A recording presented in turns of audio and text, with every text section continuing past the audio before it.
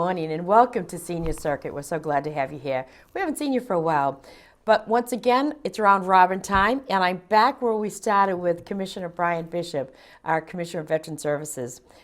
Bryan, it's always so great to have you on the show. Thank you for being here. One last time, I must sadly say, I want to just say thank you for everything you've done for the veterans and for the seniors. They love singing with you. They came into my office like, what are we going to do? And I said, well, we'll figure it out, and then maybe Bryan would come back and visit with us. In case you didn't know, Bryan Bishop, our Commissioner of Veteran Services, is leaving us for other endeavors, and we wanted to have him on one last time to talk about where he came from, what he's done, what his accomplishments are. And Bryan, tell us a little bit about where you came from. I started off in the Air Force, I did 20 years in the Air Force, and then went back to school and did some VA. Then I was in Boston for 3 years as Deputy Commissioner, and then I was here.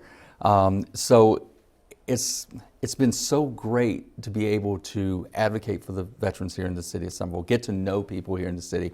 I'm not really going anywhere. People were calling my office acting like I was awake. They'd say, oh my God, you're leaving, I said, I'm going to be around. There's a lot of projects that I helped start and that I've been a part of for the years that I've been here that I want to keep in. I'm going to do some management consulting, doing leadership work, doing school. That's a big thing, to go back and get my master's. And I just think that moving forward, I'm still going to be that same advocate for veterans and their families that I've always been. And like I said, being here in Somerville, being a part of this community, this family has meant the world to me. In meeting with the mayor and talking to the mayor about saying, one of the greatest points of my life was serving in this administration, because he gets it. Some mayors do, some don't, but he gets it. He understands how important our veterans are, how important their families are. And he advocates for them himself and also through me to make sure that they know that they won't be left behind. So, it's sad that I won't be sitting in my office every day, but this mug, you're still going to see it walking around from time to time. And we'll be glad to see that mug. One of the things that we have reminisced about was, and I know it's always shocked the mayor, but you did that wonderful Mystic Memorial in the Mystic. Sorry, I couldn't remember the title. But we all sat there in the audience. It was a great performance. And then you opened your mouth and sang like an angel. And the mayor came to me afterwards and he was like, did you know he could sing? He was just mesmerized. What a gorgeous tenor voice you have. And it just is, and I know he brings it up often, but that was a major milestone, I think, in the city to have that performance. And let's just talk about that performance for a minute, because I really think it's great to highlight. And I hope that they have it taped and will show it occasionally. We did Memorial in the Mystic. The whole point of that concert was to bring awareness to Memorial Day, the true meaning of Memorial Day. I pound this all the time. I pound the pulpit all the time about the difference between Veterans Day and Memorial Day. The Memorial in the Mystic concert was a way for us to, through music, to tell that story of Memorial Day, that it's a time of reflection, it's a time of commemoration and not celebration. And it's about reaching people. You can have a ceremony where someone just stands up and talks for an hour, and the people will get up and walk away, and 5 minutes you'll ask them, so what did you hear? Nothing. Oh, it was nice, and they walk away. But the moment you put music to anything, people will listen, and it affects them in their heart. And that way, when they walk away, they're like, this touched me because it made me think of my father or my mother or people in my family who served. That's the importance of bringing awareness to what we do. One thing that you talk about the performance, you talk about Memorial in the Mystic, you talk about the hero salute and things like that. We are very good at preaching to the choir. We're very good at speaking to ourselves about what we know. And that is, we understand veterans, we know what veterans do and how important it is. But the population as a whole doesn't. This past Veterans Day opened my eyes more than it's ever been opened before, as far as the support we get during these celebrations, these veteran celebrations. The Deal Boy Post There was a time on Veterans Day, the Dilboy Post would have been packed to the gills. Absolutely. And I mean, you were there, 30 people maybe. Yeah. You know, Very sad. very sad. That afternoon, I went to Boston to the Veterans Day parade. There was nobody there. You know, and there was very few people in it. You know, so we have to get creative and put together events that are going to reach out to people and be like, oh wow, I might go to that, who never would in the past, because they say there's going to be a concert, or there's going to be an expo, or there's going to be a Veteran Family Day. You know, these types of things. But the moment you say there's going to be a Veterans Day ceremony, most people you're not going to get. Right. Memorial Day is the same way. I think one of the things about the Memorial and Mystic was, first of all, I was in the audience and I was sobbing. It was such a wonderful story, and as a military wife, it hit home. And I still, every time I think about it, it comes to tears. And it was a magical moment because my grandson was with me, who was 14 at the time, and he reached over and touched my hand like, oh my gosh, you know, he got the message, you know, and I think that's some of the stuff. And I think by, as you said, by putting it in a story, and how great would it be to have a Veterans Day salute over the years, some kind of musical, you know? That would be, there's your next endeavor. There it is, right? Hey, there it is. You know, the mayor's going to hear this. He's going, hey, Bryan, that's a great idea. So, Let's Mr. Mayor, but what a great story to tell. Yeah. I mean, because people are still talking about Memorial and the Mystic. Yeah. It was such a fabulous show, and I think that's the way to tell the story, through music and showmanship, because you're right, a ceremony doesn't do it. No, it doesn't. And that's, it bothers me to a point that our young people are not being educated. You know, we are not getting that consistency and continuity of information passed down through the generations, because fewer people are serving now. 1% of this population. 1% serve. That blows me away that it's only 1%. And through the height of World War II, was, well, you know, and post World War II, it was up to like 28 or 29%. Yeah, and at the height of World War II, it was almost 40%, you know, of eligible males were in. So I think that what we see here, and what I see as a veteran, that if we do not get creative, and it's just not with what we do in the veterans world, it's what we do everywhere. Everything now is about technology. Everything now is about wow. If you can't wow me in the first 2 minutes that I'm sitting there, you've lost me. You know, people as a whole don't want to stand on the side of the street and just watch things go by. They want to get involved. They want something exciting and new. And you can take something old and shine it up and make it new. But if you're not willing to do that, then the message, the overall message of celebrating Veterans Day and commemorating Memorial Day are going to get lost. You know, more people, you ask them about the Memorial Day parade, that says, oh yeah, we watch the Memorial Day parade and then we'd go have a barbecue and we'd have this big party. And my thing about that is, it says, yeah, but what about the Gold Star mother who just came from the cemetery? Or Gold Star wife these days. Or Gold Star wife, you know, who sits there, and this is not a good day for them, you know, but yet, in moving forward, and I said this before I announced my leaving to the mayor, I said, so what you do, we will take that parade back to Memorial Day weekend, but we won't call it a Memorial Day parade. We'll call it the Spirit of Somerville Parade, and you expand it to all different groups here. Veterans are part of the spirit of this community, but you got to get the veterans to want to do it. And a lot of the veterans now don't. They're either too old or they're too busy. Right. So what we need to do is, if you're going to do a celebration, traditions are great, but traditions have to be tweaked. And in order to do that, just like with Memorial and the Mystic, usually Memorial Day you'd have a parade, you'd go to the cemetery. Well, see, now the cemetery ceremony is a standalone, and it is a ceremony, but it is a roll call of honor. 70 names are called, 70 tolls of the bell, 70 flags are laid. That's what it is. No speeches, none of that. You go there and you think and reflect and remember that these people represent the service and sacrifice of those who said, here I am, send me. Ordinary people doing extraordinary things. That's what veterans are. And as long as we remember that and continue to tell these stories, then you're going to have then these people's legacies will not die. That's a great point. We're going to hold right there. This is when we're going to take our break. Get your pen and pencil, because you're going to want to see all the great things that the Council on Aging has been doing in 2019 to end up the year in 2020. Can you imagine we're saying that? It just blows me away that it's here. We'll be right back. To find a place called freedom, and some faced hell itself for freedom's dream.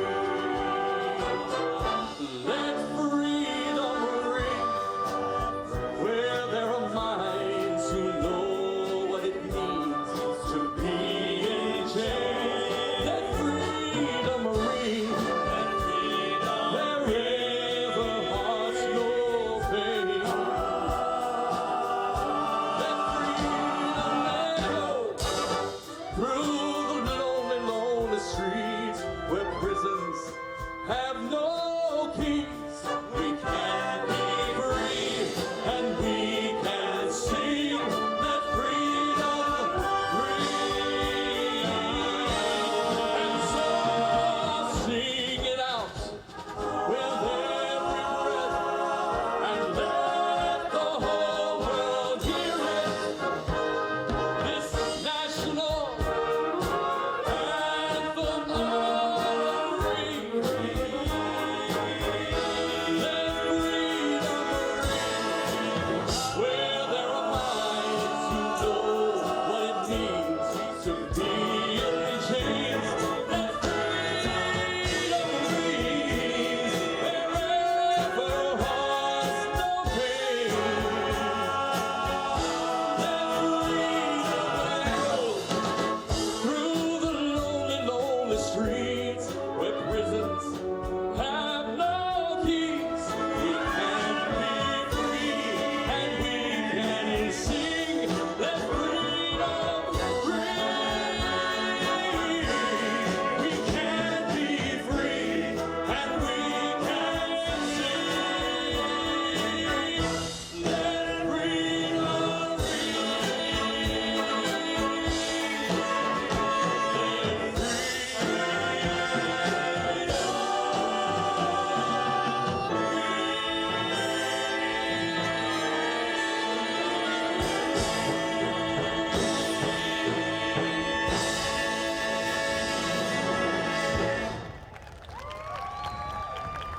freedom Welcome back. Can you imagine we're talking about 2020? And I know everybody's going to want to go to Atlantic City, so don't hesitate. That will sell out fast. We're here with Commissioner Bryan Bishop. Bryan, we appreciate you so much. And let's talk about that beautiful voice. Because, you know, I'm your president of your fan club Yes, for that you are. voice. I am. You've done some really great things with the seniors and singing. And let's talk a little bit about that, because a lot of them are veterans, too. You got Hazel and you got Dominic and you got a bunch of them. How do you think, how did your role fit in with them, and where were you able to connect the veterans and elders? I think a lot of that is when you talk about our seniors and service, they get it. I think They lived it. They lived it, exactly. They understand it, and I think my role with them, other than just an advocate and just somebody who would come see them once in a while, when we put the Moonlighters together and they started singing, my part with them, having being a professional musician and choral director at times, they finally felt like, wow, this is something we really enjoy doing. And I tell a few stories every now and again with them and get them laughing, but make them feel that what they were doing was important, because it is. Their representation of a community in this city that is constantly changing, constantly evolving, and I don't know. It also gave me an opportunity to do some things I haven't done in a while, under the auspices of my job. And they're like, so is the new Veterans Commissioner going to be, a musician? I said, probably not. So Definitely not. yeah. Cindy, don't call him up and say, so you're going to take the Moonlighters? The poor kid will probably run for the hills. But I think that my role with them more was just trying to bridge some gaps, which is hard. It's very difficult. But being able to do that for me personally, that was therapy for me. Some Monday mornings, it's like, oh, I really don't want to go to rehearsal. I'm so tired, or I got all this stuff going. And then I get there, and then I didn't want to leave. So they're very special to me, and it would be very special to me. And I know that that role as Veterans Commissioner also helped them, because it did give them that place that they could talk about, you know, veteran stuff, military stuff that they feel so connected to.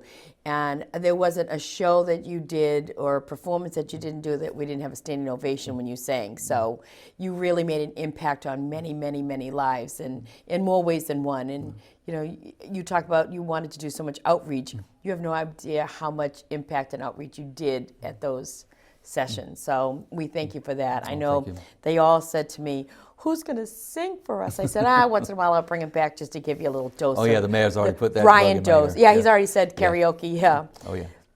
So let's talk about the Hero Salute, which you're going to see some of it in just a minute. We're going to do an insert. The stories were moving. The table was sobbing where I was at, and it was so emotional to hear the stories. Absolutely, positively amazing. How did you get through such an emotional process? That's actually a good question. The Hero Salute, I guess you need to understand the history, the short history behind it. I was going to say, tell me, this is an accomplishment like none other. This, as I said, the mayor has said, out of everything you have brought to the city, that is the best program. Because what we did was, you know, in the past, people would put in and say, I want to put a street corner up for my father or my grandfather. You know, and you say, okay, fine, we'll put a street corner up, you unveil it, everybody stand there, ooh, and you go on about your business. 3 people. 3 people. 10 people. Exactly. Yeah. And it's only for the families. Right. No one else knows who these people are. How many times do I walk around the city or hear people say, you know, you look up at these signs on the street corner and says, who are these people? I have no idea. So I decided that instead of doing 15 different ceremonies, we'll do one. And we'll tell these stories, and these stories are told by the families themselves. They give me the story, they give me the pictures, I get in the studio, we record it, and we sit down, and I sit down over hours, and I edit, and I put together a 5 or 6 minute capsule of this person's life. And when you leave the ceremony, you know who this person is. When you look up and see that sign on the street corner, he goes, I know who that person is because I went to Hero Salute. That's, as I said before, it's entertaining, it's educational, but it's also emotional. And that is so important, that we honor their service, we honor their legacy.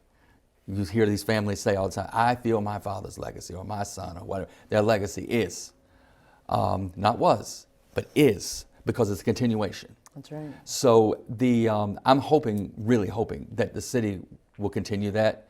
And I'll be around to make sure, because I think that as we move forward, that's no better Veterans Day event than the Hero Salute.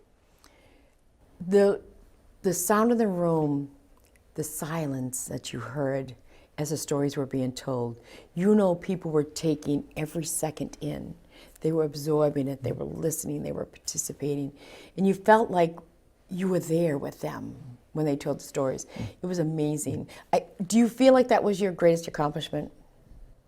Or one of them? You had so many, but no, one of them. That's the one that I will take with me, and I will continue to do it wherever I go, and insist upon it, because I think there's, like I said, there's no better way to get to know who our veterans are. Our history is to tell these stories. And you know, you can open up a book and you can read history, someone's details or someone's recollection or someone's interpretation of history. This was an interpretation. These people lived it. These family members knew who these people were. And seeing their memories, their pictures, you know, that's the way it is. I call it the Academy Awards of Service, because that's what we do. We come together, we fellowship together, we have a lunch. You know, you get to know new people. The families get to interact with each other. You know, and then we sit back and we say, this is not my history. This is not your history. This is our history. This is Somerville's history. This is Somerville's history. And that is important, because with the city's change, the city is changing so much, so rapidly, so fast. Our seniors are passing away. Our young people are moving away because they're going to start their own families, but typically they'll come back, hopefully. You know, and then we just got these influx of people coming from all over the place. You know, if we don't continue to tell these stories, then what's going to happen is it's going to get lost.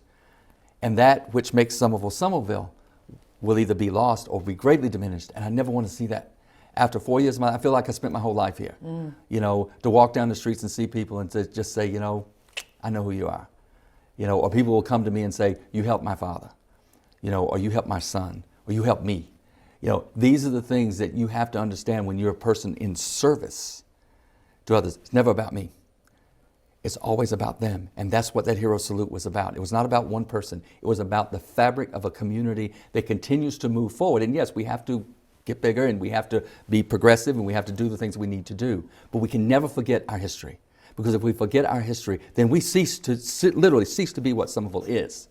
And you have so many people who have gone before, who have laid that groundwork for the great things that we're doing here. You know, I'd be remiss if I didn't bring up Helen Latanowicz. Who just passed away. Yeah. I mean, she was the fabric of this community. A mother who lost a son in Vietnam and continued to work locally, state, federally. All over the place. Yeah. To help people. Those are the people we need to recognize. Those are the people that we need to continuously remember. We need to remember her son Tommy, who lost his life. Mm-hmm. You know, the hero salute. We talk about Ronnie Pointer, 18 years old when he died. Yeah. You know, I mean, those are the types of things that you forget. And if we continue to forget, then it just becomes just an afterthought. And I think one of the most important things about that is that you have now memorialized the story. And it's there, it's in print, people can hear it. And I think, as you said, it really has made amazing tribute to these folks. Mm-hmm. So thank you for that. You're welcome. We're going to show you a little piece of that because I hope, I hope that you are equally as moved by these great stories. So we'll be right back. The fondest memory of my brother was at one time he lifted me and my sister up over his head and then he just dropped us to the floor.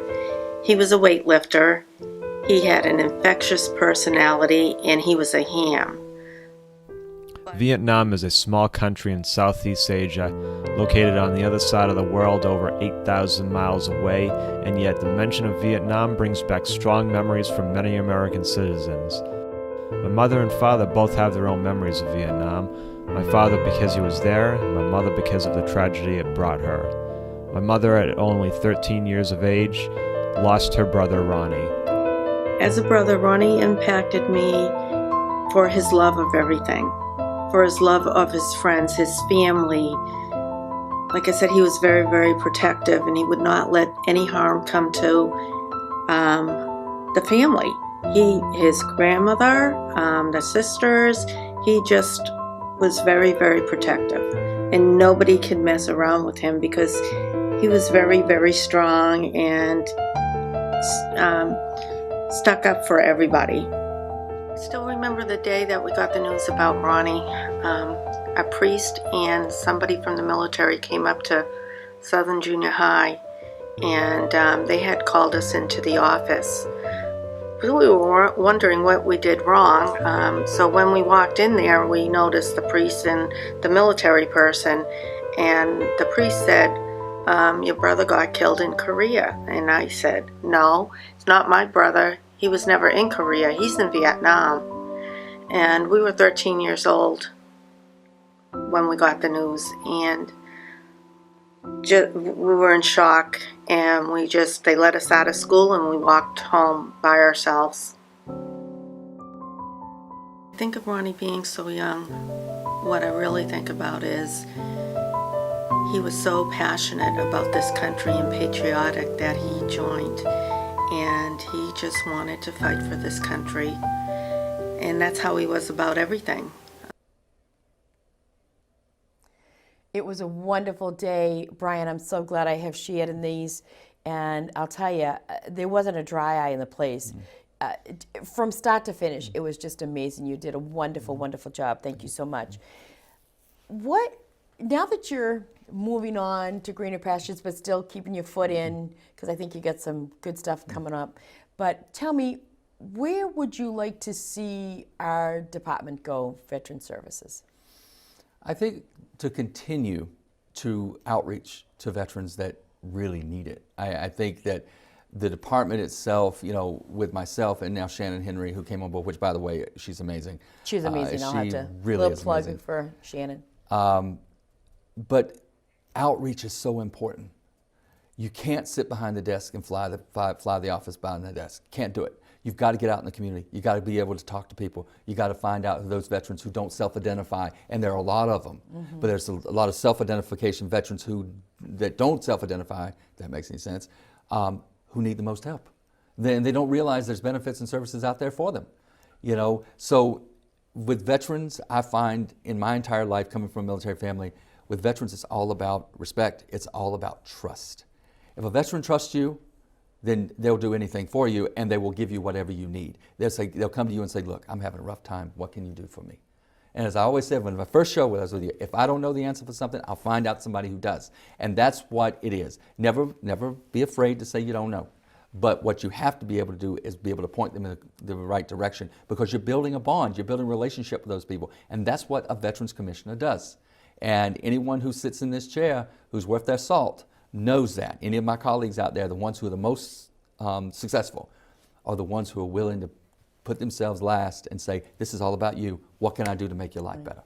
And I think a key point that you said is, I wish more veterans would come and say, is there anything you can do for me? Or what can you do to help me? Because you never know until you ask. And it costs nothing but a little bit of time to ask the question. And I think that's the most important, because I think there's a lot of people out there that could be benefiting by your services, but don't, because they don't know or think that they're qualified. Right. So in leaving us, we hate to see you go, but is there one last thought, one message that you want to give to the community as Veteran Service Officer as you leave tomorrow? So sad. I think the one thing that I really want to say is, if you're a veteran, if you need anything, even if you think it's trivial, pick up the phone and call. And if you don't call me, call someone. If you're facing with depression, if you're facing with possible homelessness, if you don't have a job, we are here. This department is here. It was created by state law that we are here to help you. And we'll do everything we can to help you. It is not a job. It is a calling. That's the most important thing people need to know. This is a calling. I am here for you. That department was created for you. And it's been my honor. It's been my pleasure. We've had some great times, especially you and I. I've got to say, Cindy, I am so honored to call you my friend. Thank you. And as I said, you're not going to get rid of me that easy. Thank you. But I think what you do, and we've worked together, and we've seen it, we change lives every day. We do. Every single day we change lives in some way, shape, fashion, or form. And you are one of the best because you live it for them. Thank you.